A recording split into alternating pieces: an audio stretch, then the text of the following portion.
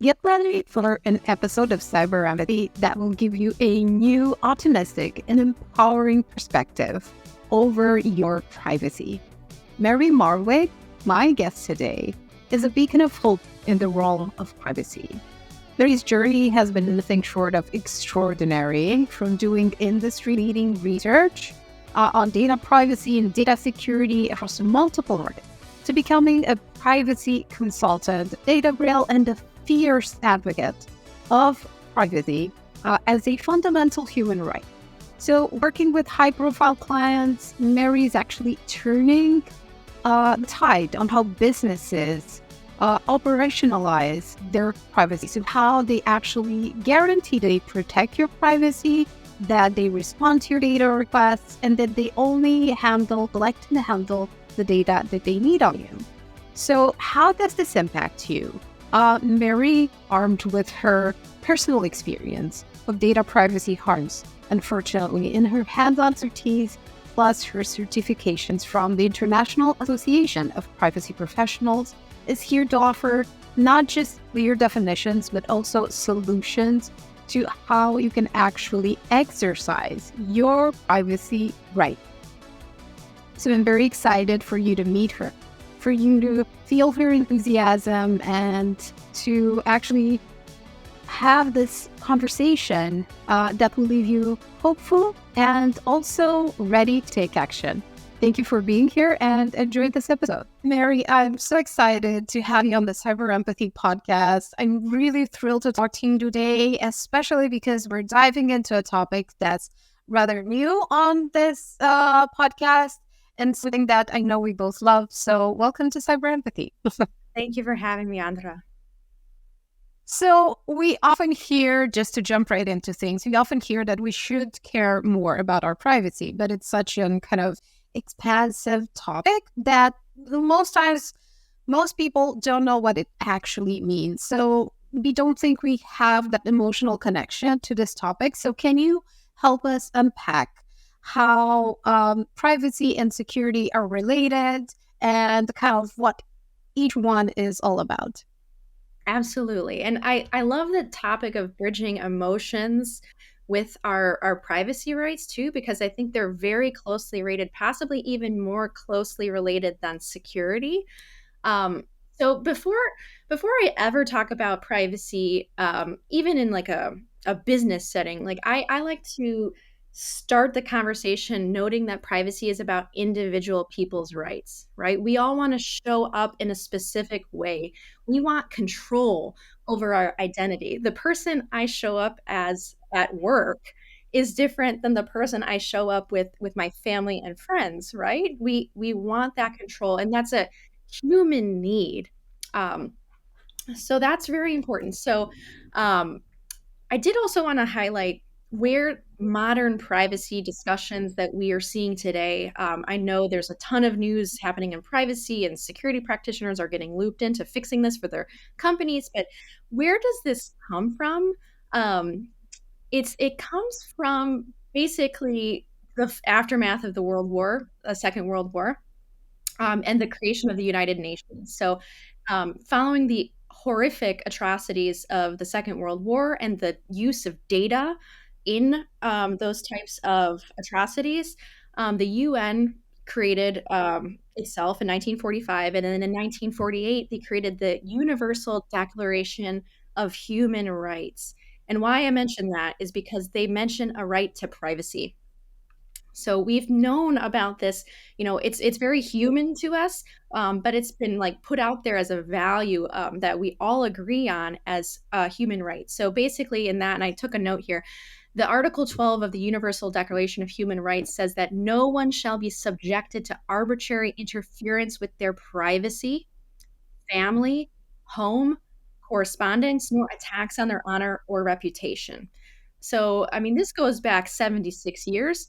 And flash forward to 2024, we're still dealing with the same thing, but now it's become an issue of scale. So, anyway, privacy is important because it's about us as individual people. And then in terms of privacy and security and how these two relate, they're kind of like cousins. I think a lot of people conflate security and privacy. They are two completely separate, distinct disciplines that relate. They have a common relative, and that is protecting personal data. So I have a graph so your listeners can look at that and see this Venn diagram. But I consider security to be about securing data, and I consider that so data protection, and data privacy is about data collection and the use of that data. And where those two relate is on the protection of personal data, or in the event of a breach, dealing with a data breach of personal data. So that becomes important because when it's personal data, it's about you, right? So when we hear about data breaches, like rarely in the news you see like there was a data breach and a company lost intellectual property.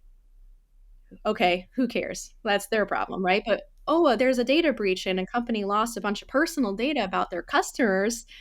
Now people start to care. So there is more to than just a data breach. Again, it's about the use of data. So sometimes business practices um, use data in ways that are surprising to their customers. So it's not just about hacked data, but it's about misused data as well.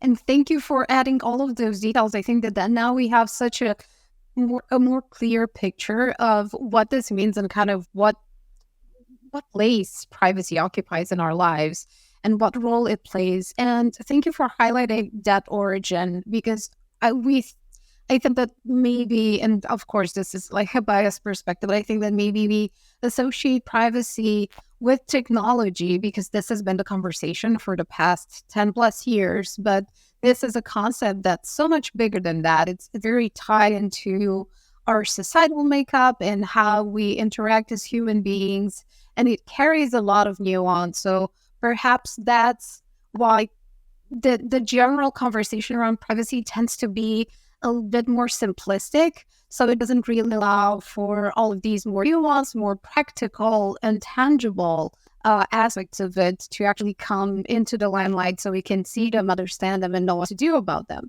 And I appreciate you adding those details, and I can't wait to dig into like more specifics. Um, but before we do that, I thought we might touch on an element that you emphasized, which is the kind of emotions that are associated, the kind of emotional experiences that we associate with privacy. Because I don't think that this is something that people think about in general, unless they're in the space, which is absolutely normal. We have so much going on that it's difficult to put your finger on, oh, that particular experience triggered this for me, and that's because of that.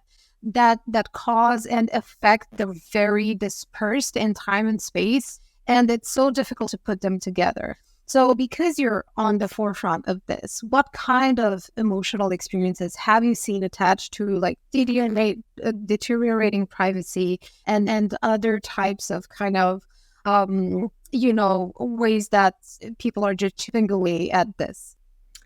It's a great question. And I'll say from my personal experience, I pivoted my career into privacy because of that emotional toll of a privacy harm. So I got into privacy, which is a relatively new, like technological and business concept. Back in 2017, I learned about the GDPR, and which went into effect in 2018. I was like, man, I really wish I had rights like that when I was a younger adult, because as a young adult, I had my identity stolen, and it cost me a lot of money to fix that. And I knew my identity was important to my life, my career, being able to get a job, a loan in the future, just like being in control. So that happened, and I had no recourse back then. And then later on, I was stalked by someone who had access to the vast amounts of commercial data that's available about everyone almost. And I was frightened for years. For years, I lived in fear, like true fear because of that. And so at that time, I was like, wow, there are rights now that people have. They can go and delete their data or find out what's actually out there, what people who should have never had access to this or didn't grant access to this, or I don't know who those third parties are. There's something you can do. So I pivoted my career into that. I did a bunch of technology, data privacy technology, and data security technology as my first step into privacy. And now I work at a company, Data Grail, that does data privacy automation for brands as well. So when a consumer like you and me, an individual, always bringing this back to the individual person, wants to exercise their privacy rights, a company has the technical capacity to respond properly. But getting back to the emotions, I mean, there's a ton of different privacy harms. I would say right now, like more at a general scale, consumers, they already have these expectations of privacy. They don't know what business practices they're like the selling and sharing of their data with third parties. That's sure it might be in a long list of somebody's privacy policy or privacy notice, but like who reads those? Let's be real. So when they find out a company has either done something, a business practice that just they were not, the consumer was not expecting, they are upset. They're shocked. They feel betrayed, right? You put trust in a brand. That's the power of brands, right? Like when you go to the grocery store and you have your choice between, a branded product or a not branded product, why would anyone buy the brand? Because they trust, right? That's like a value, a show of value. So if a brand is doing things with your data that you didn't expect or you didn't allow or you didn't think was proper, that's one of the emotions. But I do also want to mention there's this fantastic research done by some of the top researchers in privacy, Danielle Citron and Daniel Solov. We'll link to that.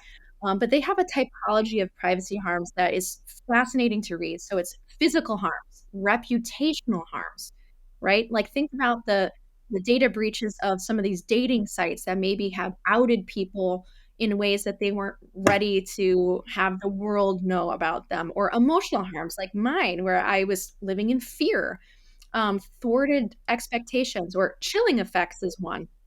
Like, think about it this way: when you know you're being tracked and you're being monitored, are you going to read some content that maybe you're interested in, but it's going to set off an algorithm, right?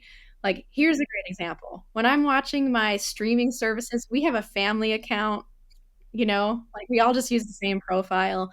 And sometimes there's things I want to watch, but I'm like, oh gosh, I don't want this to mess with my algorithm. And then my husband's going to be like, what were you watching? Right? So chilling effects. And I have a great relationship, but maybe not everybody does, where they'd be afraid to look at that kind of content. So things like that. And then related to those privacy harms, Andra, there was this fascinating study done by Microsoft, the SAMS Institute, and an organization called Hypothesis. It's a great report. I highly, highly recommend it. From privacy vulnerability to privacy resilience, which summarizes the emotional experiences people have from these privacy harms. So, for example, relationship control. Like this is one we see in privacy all the time where a company overshares your information with someone and then you feel betrayed. You feel an abuse of that intimacy. You feel like you've been taken advantage of. And on the opposite side of that, what should companies be trying to do? They want to instill trust. They want to instill transparency and honor their agreements. And that's kind of where we're seeing privacy um, spend a lot of time right now, that relationship control, rebuilding relationships. So a great example, if you have time for an example. Of Sorry. course, always. Okay. So there is a pretty famous case in the privacy world, a judgment that was brought against the makeup retailer Sephora. So in the US, California's privacy law, it was the first one in the whole United States, a state-based privacy law. And their enforcement has been some of the strongest. So the California AG, Attorney General, who enforces that law, brought a case against Sephora for not honoring their customers' request to not sell or share their data with third parties. So what Sephora was doing is if you go on their online shop and you like buy mascara, or maybe Andra, you bought some lipstick or something, it would be in your shopping cart along with identifiers to you. And they would sell that information to other companies. So Mary Marwig bought some lipstick on this day. And you're like, okay, fine, whatever. I don't think that's like, I don't want that sharing, fine. But um, the issue is that when people said, "Hey, don't do that," they were not honoring those requests, which are legal rights there. But the bigger societal issue there is that Sephora, yes, is like a makeup and a beauty company, but they also sell vitamins and supplements, right? So if you are taking vitamins or supplements, that might indicate a health situation or a health condition, particularly about women's reproductive lives. They sell postpartum supplements. They sell things that could implicate, where you are in your life stage. And my question is, whose business is that? Right? Like, why should another company know that you maybe just had a baby? Um, but that is very valuable information for advertisers and retailers because that people in their reproductive lives tend to switch brands. So it's like a critical time for advertisers to advertise to you because like your ability your willingness to try new things is open. But at the same time, Andra, if that information falls in the wrong hands, what could that mean, right? We have states in the United States that are legislating people's reproductive lives like no other. And so, that's the kind of privacy issue that we're coming across where you think you're just buying a tube of lipstick and some vitamins, but that may have downstream negative impacts for you as a person that you had no idea about. And then when you do exercise those rights, those should be honored. And making sure that that actually happens, I feel like that is one of the key things that we need in this space, particularly. The example you shared actually brought to mind, I can't remember if it was, I think it might have been Walmart, but I don't want to be wrong about it, where they sent someone's daughter, like a box of diapers, I think, because she was pregnant, but she didn't even know she was pregnant. But by through that all accumulated data about her and her habits, they actually inferred this, and it was actually true. And this was shocking for everyone. And I think that we do not anticipate the scale. We cannot fully comprehend unless you just kind of work the scale at which this is happening, and the scale at which our data gets packaged and repackaged and resold in so many ways that it goes beyond frustration, at least straight into anger, which is entirely justified. Right. And knowing that we can do something about it, I feel like that unlocks our power and our ownership instead of further like building our cynicism or our detachment or our pessimism, which is so easy to fall into these days simply with the just amount of things that are going on. So I was wondering, because again, you do this kind of work every day and you studied it so deeply and continue to do so. What are some of the key changes that you're seeing in the space? Because you mentioned that companies are implementing all of these automated mechanisms and operational things to make sure that this is happening. But who's keeping an eye on them, who's checking on them, and who's ready to punish them and things that don't actually live up to their legal obligations. Right. Yeah. And I definitely feel hopeful. I come to work every single day ready and excited. We are in a time of immense change for, in my opinion, the better. There's some growing pains on both sides, both on the consumer and individual side, and then also on the company side. But I do want people to feel hopeful, like the way I do, and excited. There are things both sides can do, both consumers and both companies. But I will focus on the company side because this is really where that customer relationship comes into play. Um, so right now, consumers are starting to become more aware of their privacy rights. They're becoming more aware of this data sharing, the data practices. The data breaches, are a part of it, but then the business practices are a part of it. And now, globally, more and more people are getting legal rights. So it's not just the right thing to do, but it's now the right time to do the right thing because there are legal protections for folks. So companies, they want to do the right thing, I feel, but sometimes it's a problem of scale, right? And so that's kind of where we got from that 1948 picture to the 2024 picture. Privacy has been a constant. People have always wanted that, but now we're at a place where there's an incredible amount of data processing because of modern computing and the online world we live in, right? There's data you can collect everywhere, digital breadcrumbs left and right. You've got like your exhaust everywhere. I mean, one of the things I did in prep for this conversation today, Andra, I was like, how many accounts do I have actually that I filled out an online form, or like I have an account, I filled something out online with it, like my minimum personal data, like my name and my email. So I opened up one of my password managers and I was like, whoa, I have 250 known accounts. That's a lot. And then think about the unknown ones, right? So it's a sprawl issue, it's a data processing issue. Um, it's an issue of so many systems having access to that data, so many third parties having access to that data, evolving regulations. So it's very hard, but there are tools in place to help companies do the right thing. So that's what I do at Data Grill. So one of the first things that companies can do is start to invest in their privacy program. So, let's move beyond just like the barest minimum compliance. Usually that's like a privacy notice, and really get a handle on your data processing. So, what data do you collect and what do you do with it? That's actually a very hard question to answer. Oh, Um, yes. when GDPR first came out, literally companies were like, let's just get a spreadsheet and ask people, business owners, what they do. And that's not a scalable solution. So the next generation of privacy technology, like the company I work at, DataGrail, has created a way to automate that and have a constant, um, updated data processing system list and data processing mapping tool.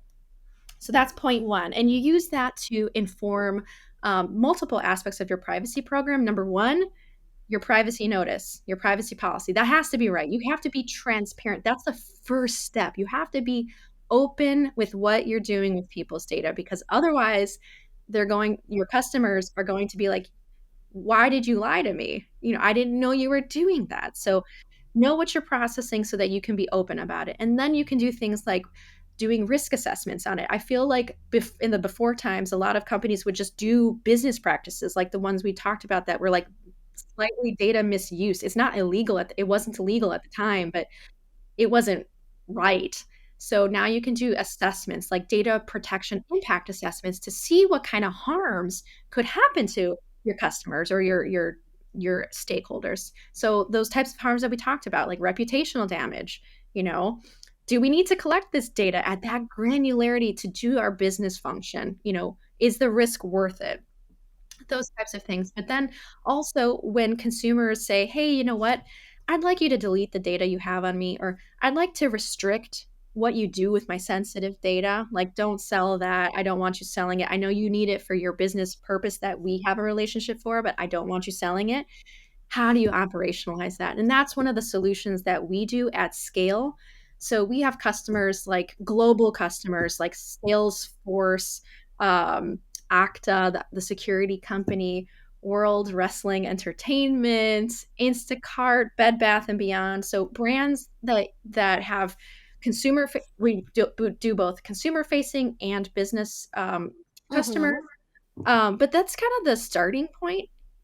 One thing I do also want your listeners to feel confident in is that we see privacy teams from the very, very beginning all the way to very mature ones. So if you don't have a great privacy program in place, you're not alone. I'm not saying that it's fine to stay that way, but there's varying levels of maturity. So if you want to get started, start today.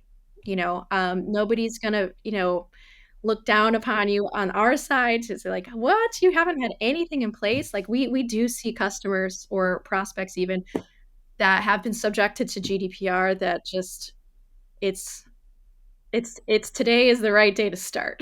It's my point. That is so, so true. And thank you for normalizing that conversation and for making this conversational available to anyone. Because again, I think, and this is something that came up in various conversations I've had over the past months, is that people want to do the right thing. Most people actually want to do the right thing. They want to collect data correctly, and they only want to collect data that's necessary. And they generally don't go to work to cause other people harm. That's not what they do. That's the stuff that cyber criminals are unfortunately good at.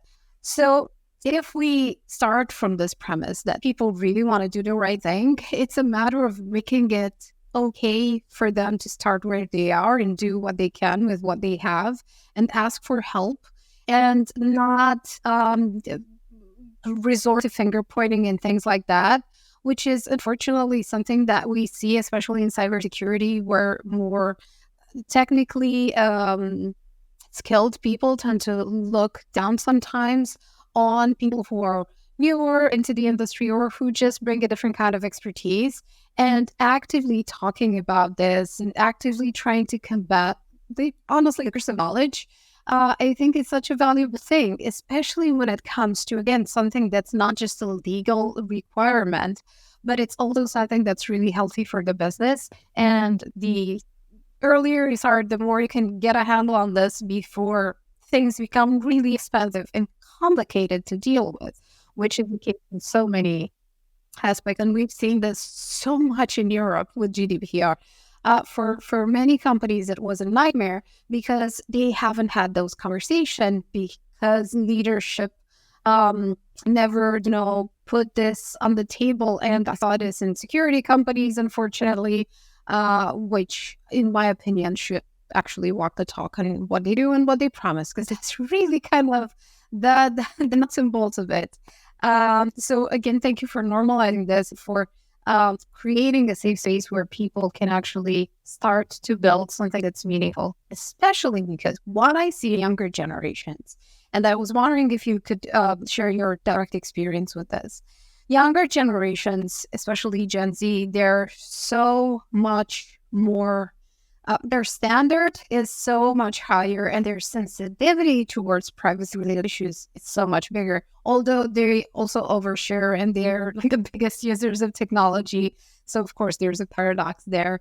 But they are very they understand much quicker than perhaps our generation does what these things can evolve into, and they're much more inclined to do something about it if they have the means to do it. So what has been your experience? What does this look like? Is there a changing mentality for younger people as well? I definitely think so. And just to circle back a little bit on what you said just a moment ago about operationalizing privacy, I definitely want to highlight that privacy is a team sport. At the company, it usually involves combination of legal, security, compliance. If it's a more mature company, they might have a privacy professional or a privacy team. It involves the C-suite because of brand risk, and then investors. So um, there is no one set, business practice, best practice way to set up your privacy team. It's still kind of in its infancy, and we still need all perspectives. So, a security perspective definitely matters to your privacy program. The legal perspective 100% matters. Your customer experience matters, right? And so then if you bridge that customer experience back to your question about the younger generation people, what are their expectations? Like, remember, this is about people, everyday regular people. So put yourself in the shoes of your standard, 18 to 24-year-old customer if you're a consumer facing brand. You mentioned that maybe they overshare in some aspects of their lives, but undershare in others. We had a really interesting case once where I also want to mention this really cool resource too. There was a report done. I think who did that report? Was that it was Cisco. Cisco did a report last year, the Consumer Privacy Survey report, that showed that people who utilize their privacy rights is highly correlated with their age. So younger people tend to use their rights to delete their data or access their data or opt out of selling or sharing of their data than older generations. So I know that there's like a big focus on millennials and Gen Z and a lot of consumer products today. So if somebody listening here works at a company, that's the target demographic, keep in mind that they have different privacy expectations than the older generation of folks. So that's one to check out. But it's again person's an individual person's experience. So we can't overgeneralize. Like we should be doing a privacy program that works for everybody.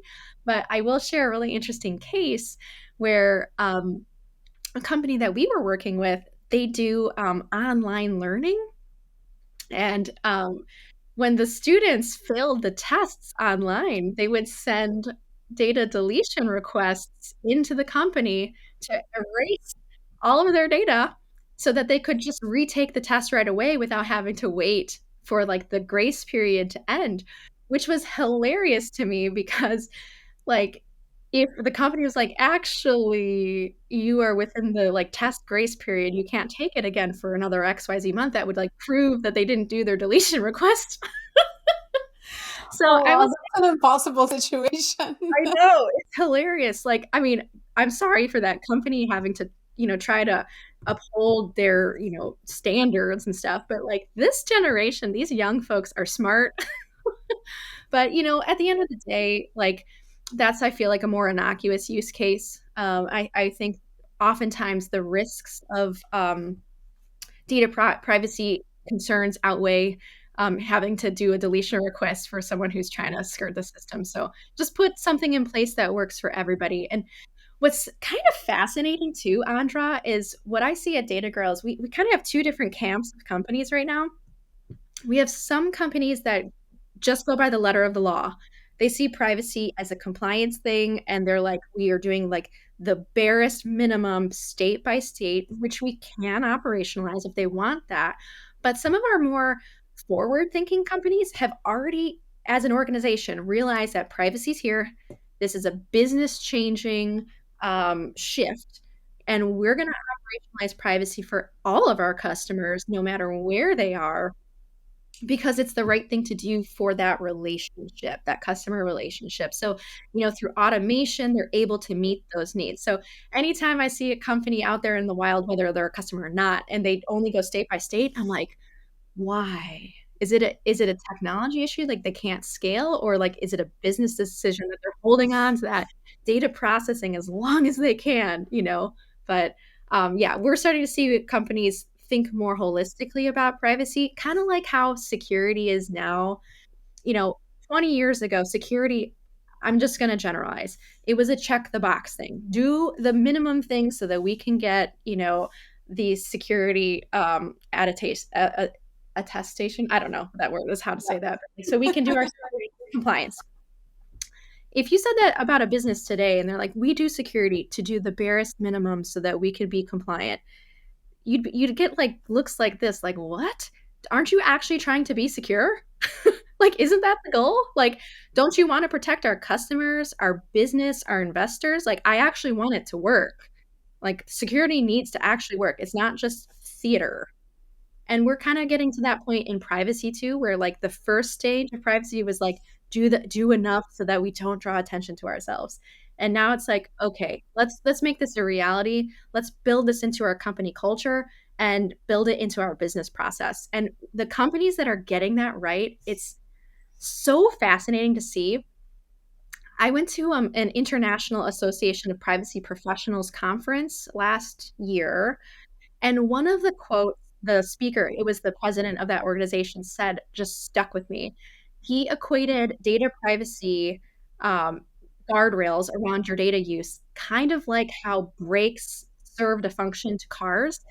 And his position was that brakes don't slow a car down. They allow a driver to go faster than ever before, right? Because you have that guardrail in place. So you can go fast because you know you can brake. And I see companies making that connection with privacy too. Is like if we use our data ethically, if we're transparent, we can do a lot more with it, especially when it comes to personalization, right? Because everybody is getting a personalized experience now on shopping, especially. And people want that, but they also want to know guardrails are in place when they want to utilize it. So, like when they want to go buy a tube of mascara and they want to buy some prenatal vitamins, that they can say, I don't want you to sell that information about me. and then that everything's fine, right?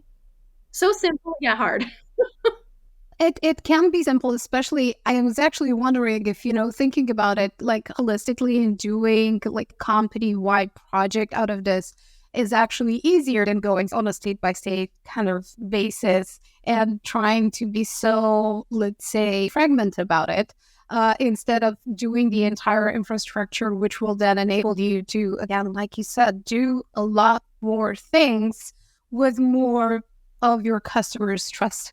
Because I feel that, especially in the space, especially now that our sensitivity towards these issues is increasing, which is such a great thing, in my opinion, we need this kind of education simply because we live in the world where technology is foundational aspect of our lives, and we need to be able to deal with that. Just like we learn to drive cars and be safe in traffic, we need to figure out how to stay safe with all of this technology around us.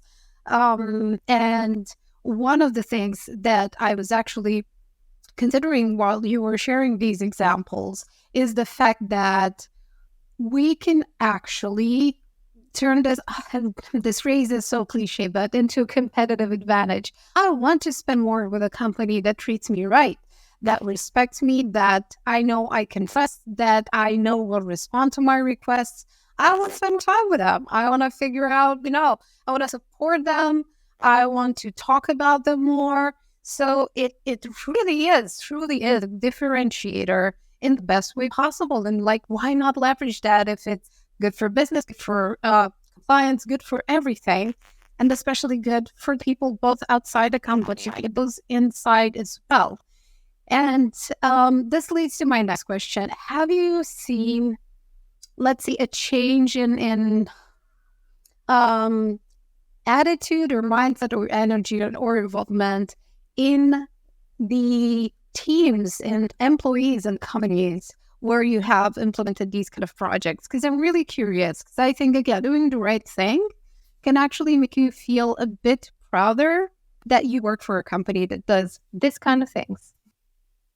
Well, I can definitely share my experience. Like, I am very proud to work at a company that it's a for-profit company. This is not charity, but where we align our values with what we want to see in the world. So I think a lot of people, want these great experiences that they have shopping, they want the personalization, but they want to be in control. Again, going right back to it, you should be in control of your identity and the information about you. And they just want to have a transparent relationship with the brands that they do business with. Like, you can tell us the truth, and then we can choose what our next steps are, yes or no. Especially when it comes to sensitive data, like information about your sexual orientation, your health issues, your family, your religious beliefs, your political affiliations and things like that. I think consumers are becoming more discerning about that because of the implications of that data. But there's also another wrinkle here. We are seeing a lot of companies that do business with other companies requiring demonstrable proof of a real privacy program. So it's not just the consumers. Companies are like, you know what? I don't want to do business with vendors that don't have a legitimate privacy posture, right? So they're requiring in their vendor assessments, like, show us proof of your privacy program. Like, you can't just be like, yeah, read our privacy notice, but like, what do you have? You know, so they're trying to reduce their own risk there as well. So it's really about risk reduction on many fronts. So, like, when you have a privacy program in place, we've seen, and there's a really great chart too by, oh boy, I forgot who did that one, but I'd have to look. There was a chart showing like the benefits from having a more mature privacy program, and one of them is faster sales cycles.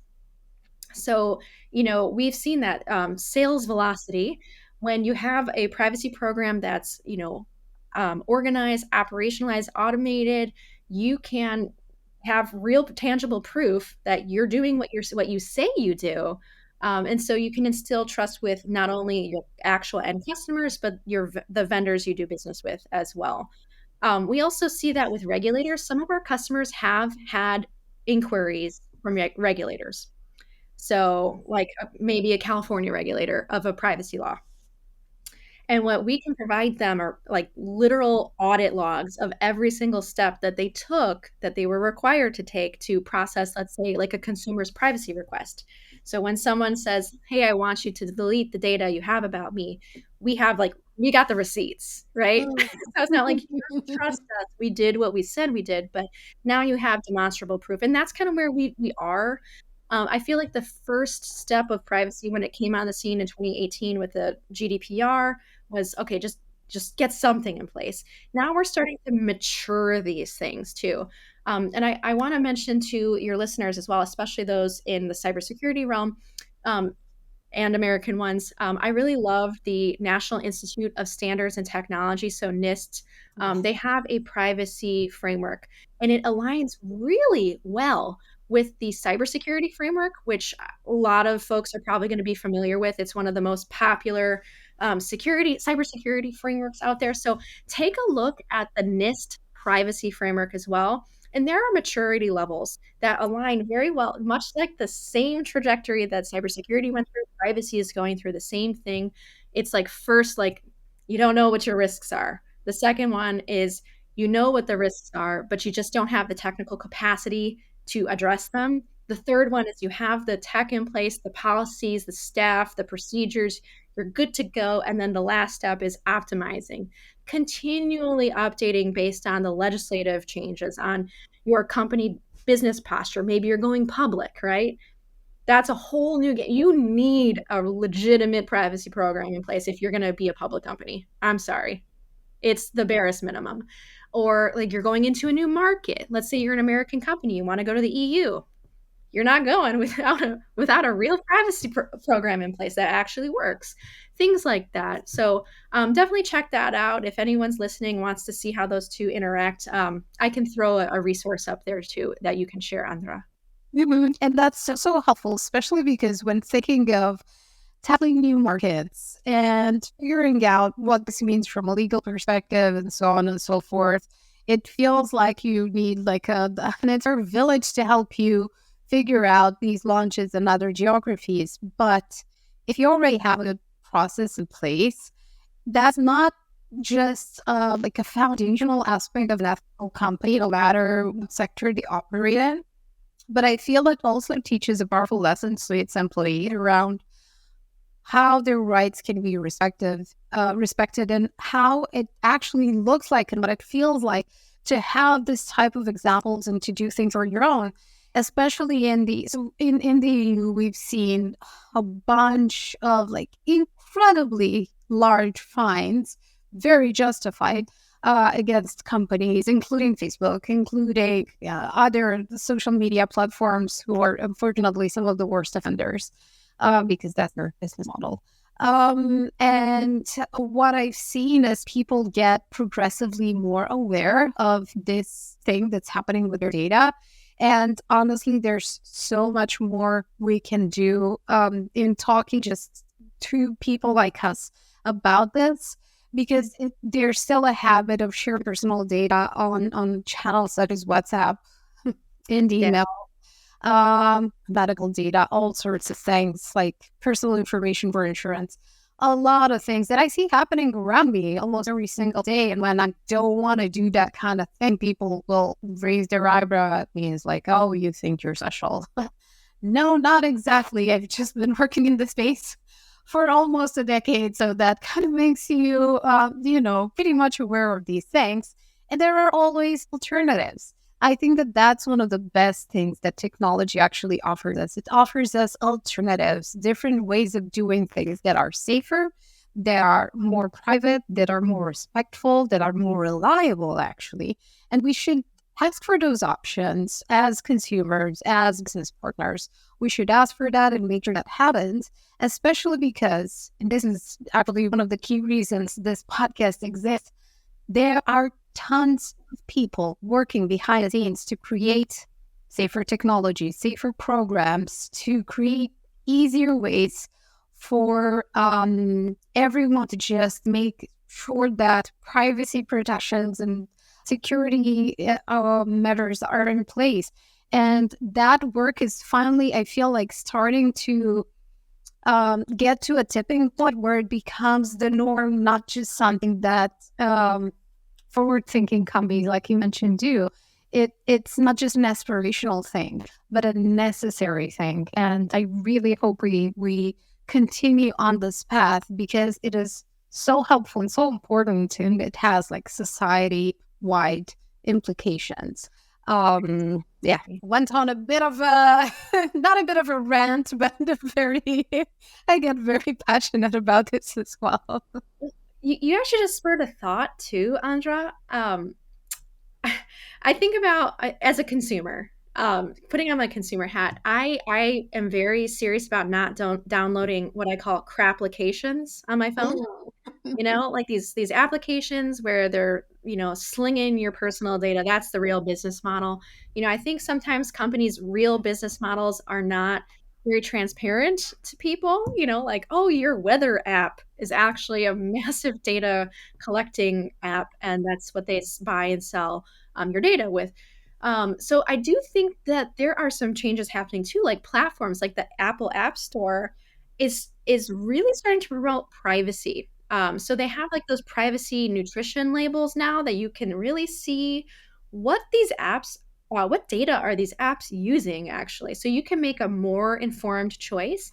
They also have the in-app deletion requirement as well. So if you want to delete your account, which is, so hard, they make it so easy to download them, but then it's like so hard to get out of it. That's a deceptive design practice called roach motelling, where it's easy to get in, but it's hard to get out. I just the visual just cracks me up.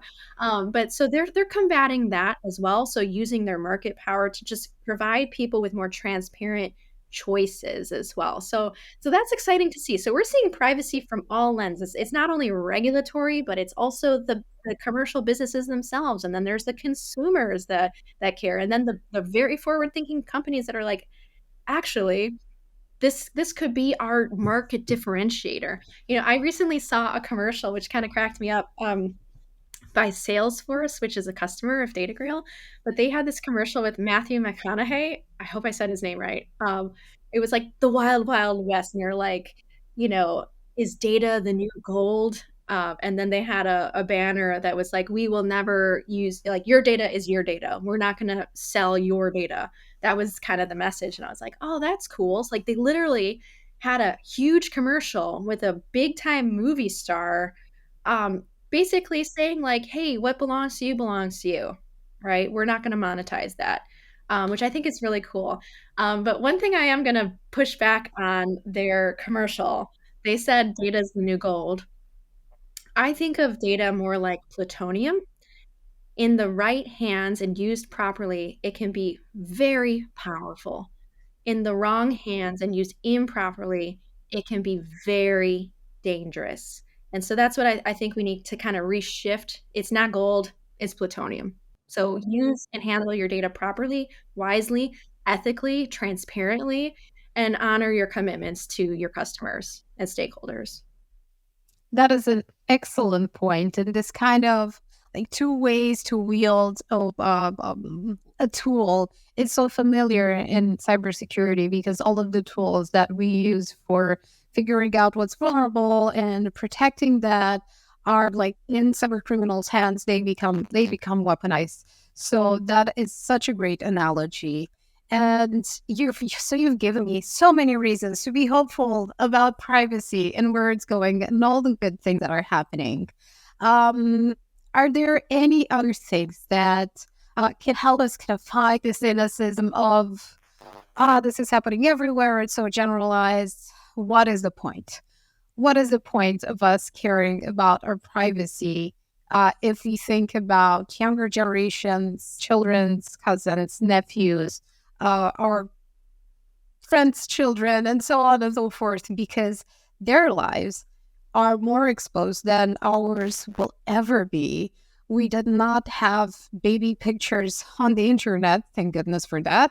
It's awkward enough when your mom pulls out your old baby pictures to show to maybe your new boyfriend or uh, whatever, like friends and things like that. And we feel that embarrassment in the moment, but what is happening now is that this is happening to children again, with the whole world watching, which is so difficult to navigate. And this is happening to them before they had even like an inkling of an idea of what it means to be exposed like that. So how do we help them stay hopeful that they can do something about this and still retain the privacy that's so necessary for their mental and emotional health? Yeah, absolutely. That term of oversharing from a parent, we call that sharenting in the industry, like oversharing, sharenting, and I'm also against that too. Children are individual people, so they need to have their rights respected as well. I think we've learned some hard lessons in this generation of folks, and now we're kind of facing the reality of this generation's choices, and we have a choice ahead of us to do better. And that's where we're at, and why I'm so excited literally every single day to come to work, because privacy is rapidly changing, like so fast, Andra. Like honestly, sometimes it gives me a little bit of anxiety. Like I hop online, I'm like, oh, a new law was passed yesterday, and like, oh, a new app to help consumers with their data privacy popped up, or oh, like this new app marketplace is like putting guardrails in for these crap applications that we were talking about, or like companies are realizing their business practices are very dangerous and not worth it. Like so it's happening so fast. So even from 2018 to 2024, it's a whole new world. So if there's one thing your listeners can take away from this, is like the privacy landscape has changed for the better, in my opinion. So we're in that movement now. So people, you're welcome to join us. And there is no like one path to privacy. Like I literally was just an angry, upset consumer that was like, this is my calling. I'm moving into this direction. We see security practitioners start moving into privacy. We see people from compliance move into privacy. Marketers move into privacy. Like it's all hands on deck. So if you're interested in this, hop in, get on board, start today.